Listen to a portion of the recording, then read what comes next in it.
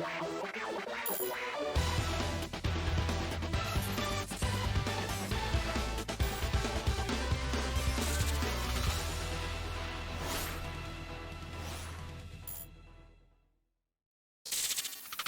everyone, how are you doing? This is MD Tech here with another quick tutorial.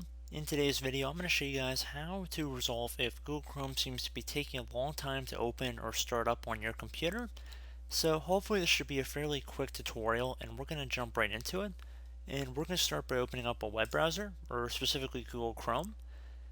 And you want to go navigate to the menu icon in the top right corner, and you want to left click on it.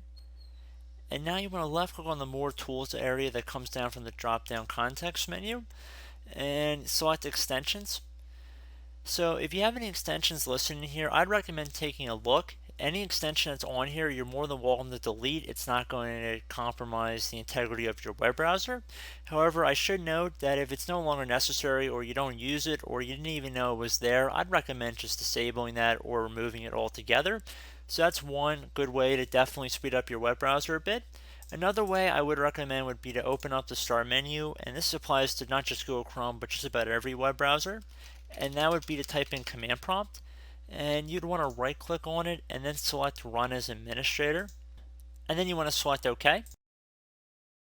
And now that we're in the elevated command line window, you want to type in ipconfig space /flush DNS. Flush DNS should all be one word, and that / should be right in front of it. So again, ipconfig space /flush DNS. Then you want to hit enter. It should say successfully flushed DNS resolver cached.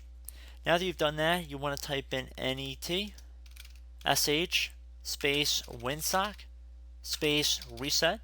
So again, net sh space winsock winsock space reset, and then you want to hit enter. Should say successfully reset the Winsock catalog. You must restart the computer in order to complete the reset.